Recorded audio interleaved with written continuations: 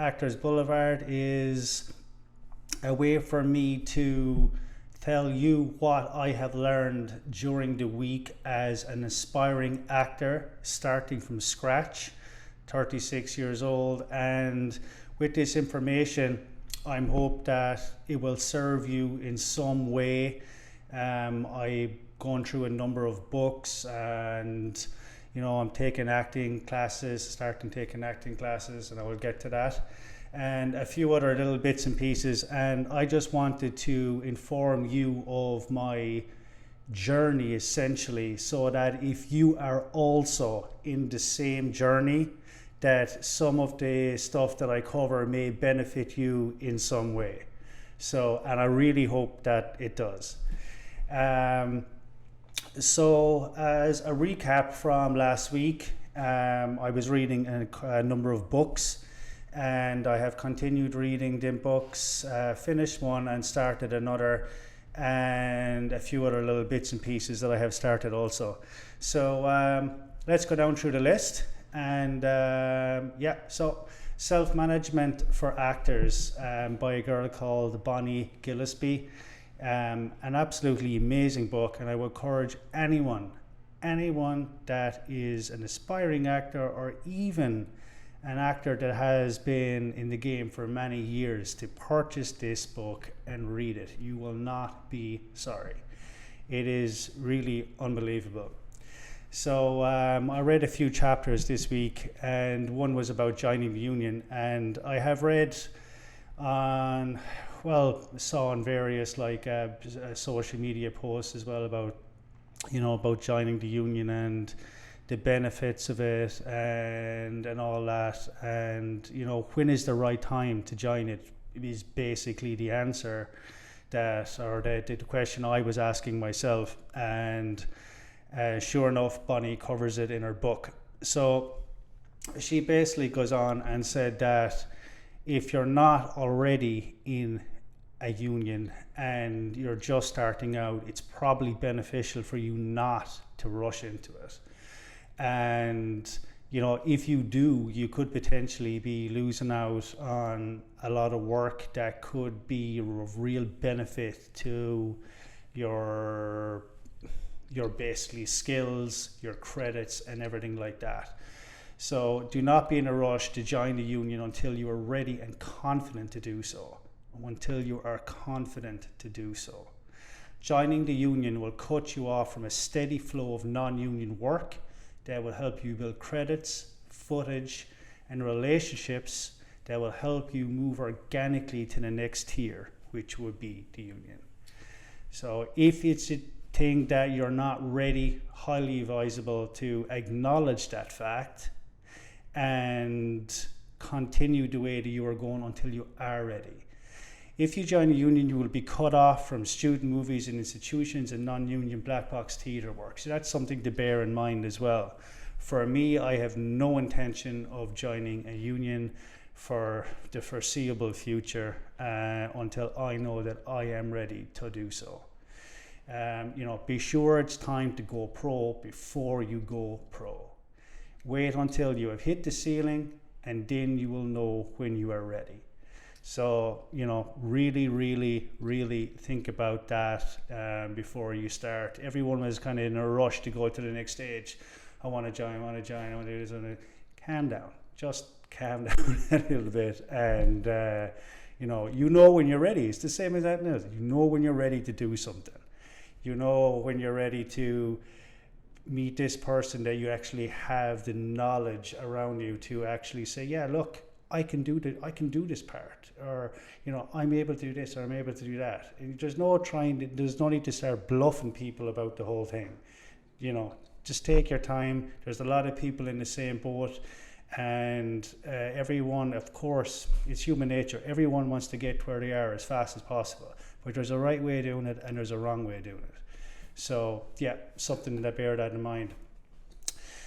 Pursuing an agent. The same thing applies to pursuing an agent. Do not pursue an agent in any premature circumstances.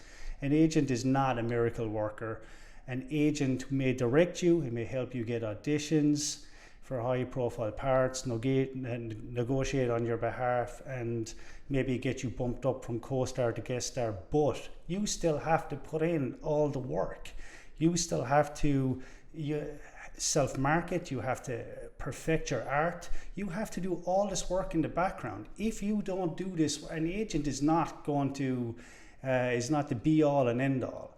So there's all this work you can do even before you even get an agent. And, you know, like, let the agent happen organically. Yeah, I mean, if it's a thing that you feel you're ready and there's no reach outs or at, and by all means, go for it. But pursuing an agent, if you're perfecting your art, you'll start to get noticed. And if you're self-marketing yourself, that's also great experience, because you're still going to have to do that after you get an agent.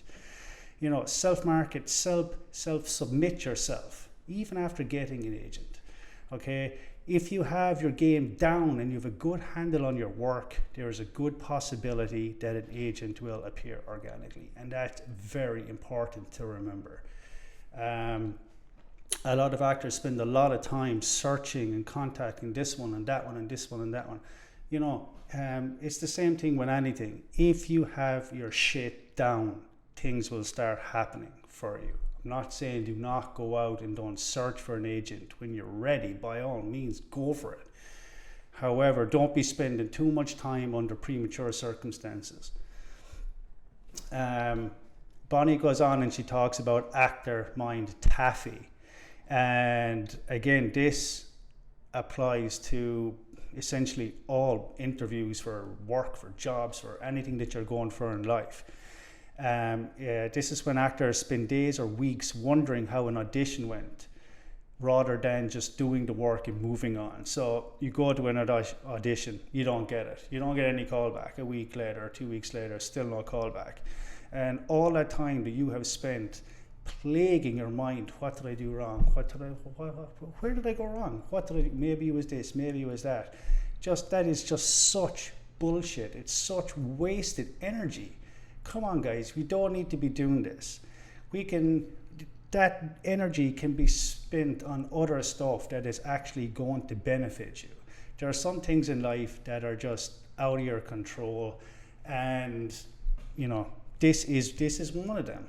Like, you know, and just like, even if you go in and you nail the audition, you know, it's just life. There may be that person that was more suited to the role because of their background, or you know, some little tweak or something like that. It doesn't mean that you're a bad actor.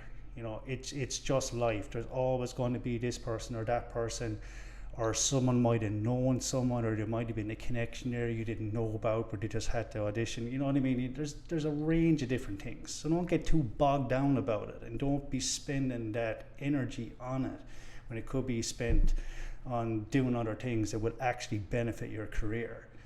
You know, stop trying to figure out what you did wrong. You may not have done anything wrong. Stop overanalyzing, as this will make you unproductive and prevent you from moving forward, and it will. Spend the day, and in the following morning, just move on. So, you know, you do your audition at 11 o'clock, you can think about it all you want until that evening. When you wake up in the morning, that's it, it's gone, it's a new day, it's a new start, and continue doing and perfecting your craft like you should be, and that next audition, you just may get it. And I really hope that you do. So why does one actor get cast over another actor? So it kind of goes back to the audition again. Oh, why did this actor get cast over me? I was better at this, he wasn't that good at this, or I know this guy, I'm better than him. You know, like, you've got all these questions, or even if you don't know them, why did this guy get it, or why did this girl get it over me? So Bonnie says that you got to think like a producer. So a producer has the in say at the end of the day. You know, casting directors can find all the people for auditions and all that, all the potential actors, but producers have the say at the end of the day, and they base that on a number of decisions. So if you think like a producer, you'll have a better understanding how thing works in the industry. The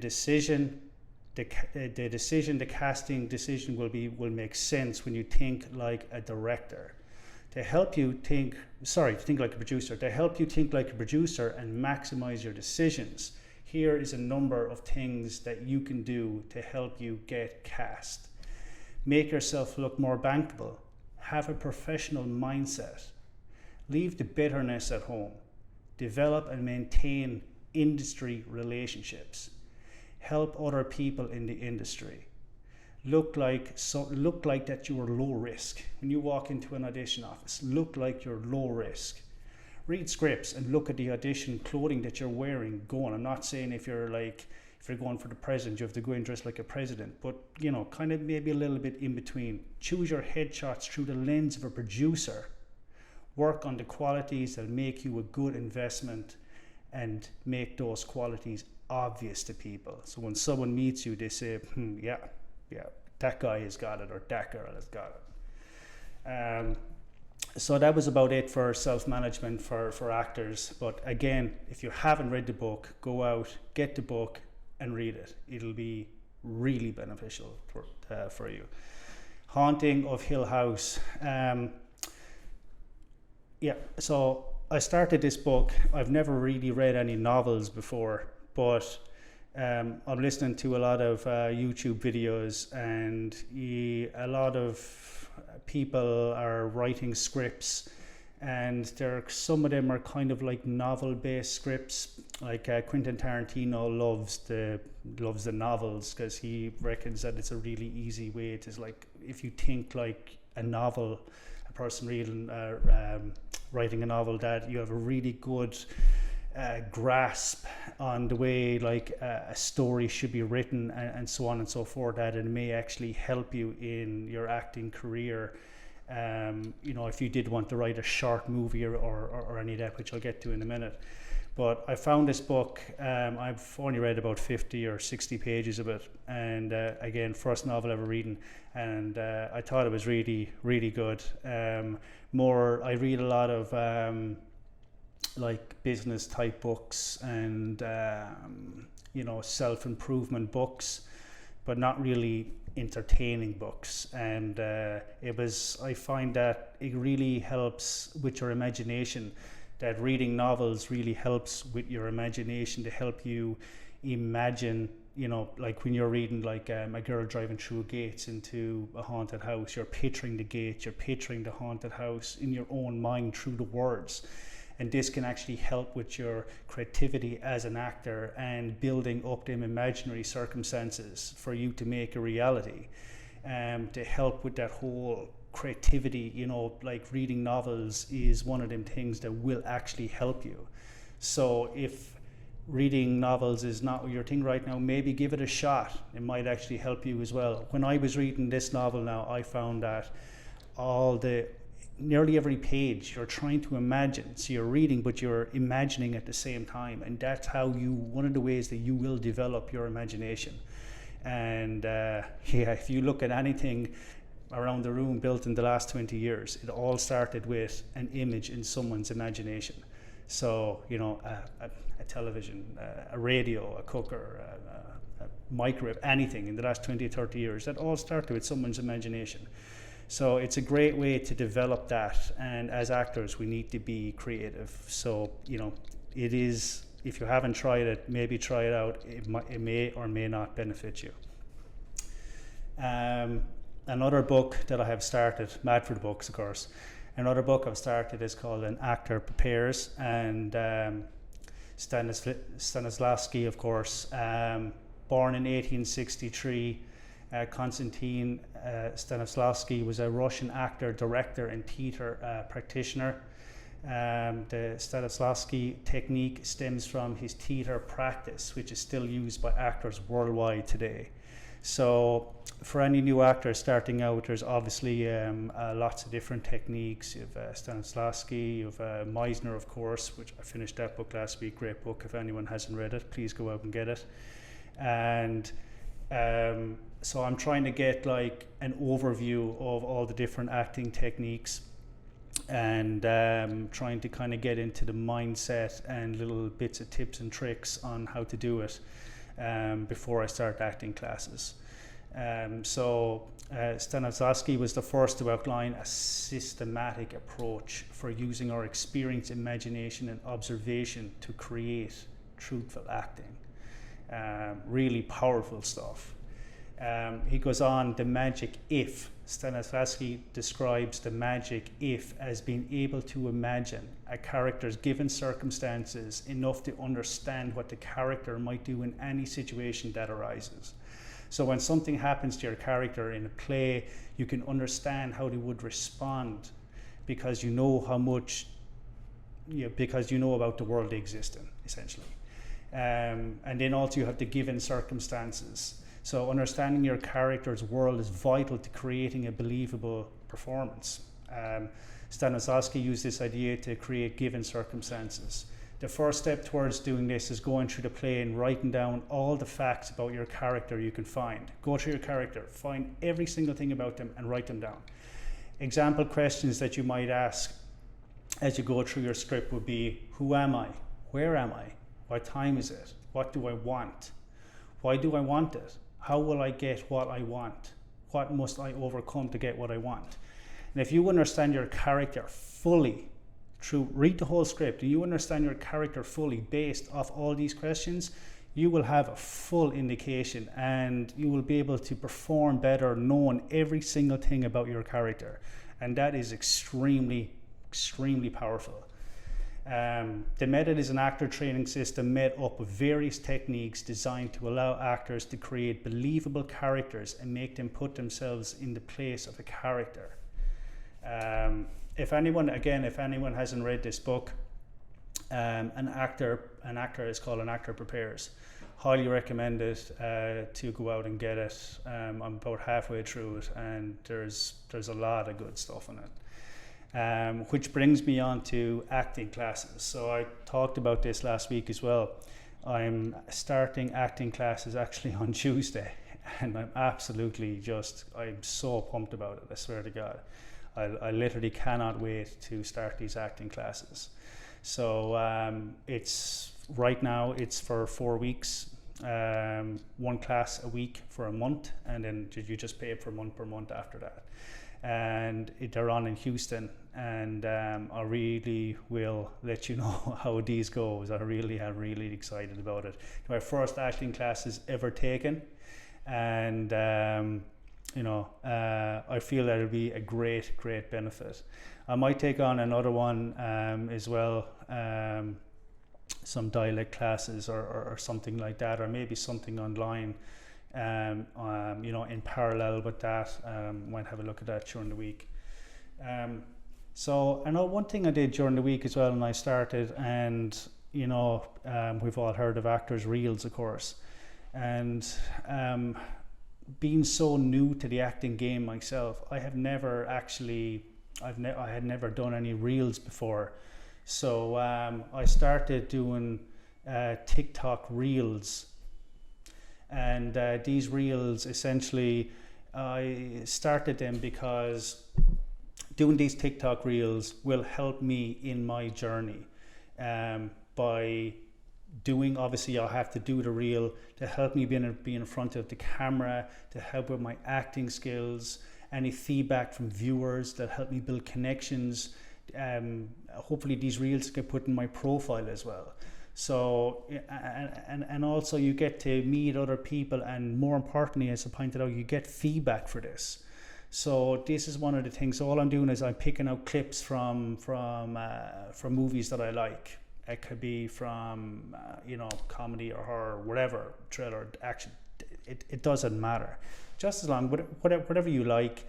Of course, always if you know your bullseye already, try and go for that. And I'm basically just doing voiceovers for these movie clips, and I'm putting them on TikTok. Don't know where it's headed, but I do know that it's helping me, because I'm spending maybe 2 hours a day in front of the camera, and I can watch myself back and see, I'm not getting any external advice at the moment, but I can see myself that, where I have to improve, and that's really valuable to me at the moment. So it may be valuable for you to do something like that also in your own way, whatever you want to do it.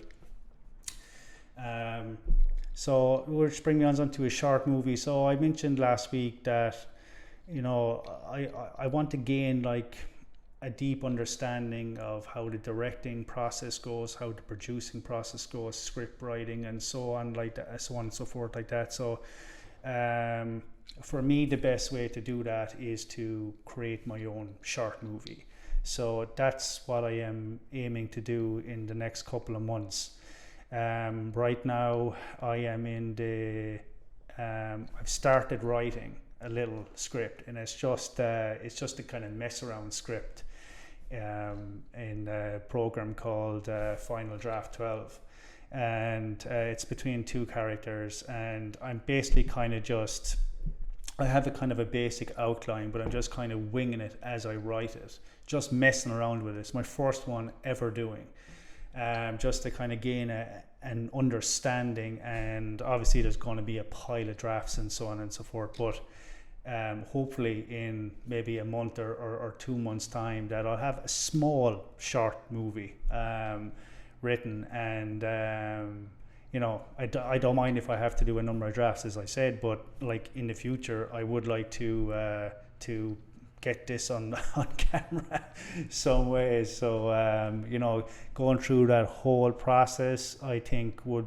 be, you know, it's not just for movie production, but I think it would help me as an actor, you know, to get an understanding of all the different people involved in making a movie and what they do and what they look for. What does the producer look for? What does the director look for? You know what I mean? All these little things that when you're on set will be of benefit to you. And if you like have some knowledge of how they're thinking, well, this will help you as an actor. So it's the main reason I'm doing this short movie. So I'm just making every attempt to essentially speed up the acting career and get as much knowledge as fast as possible,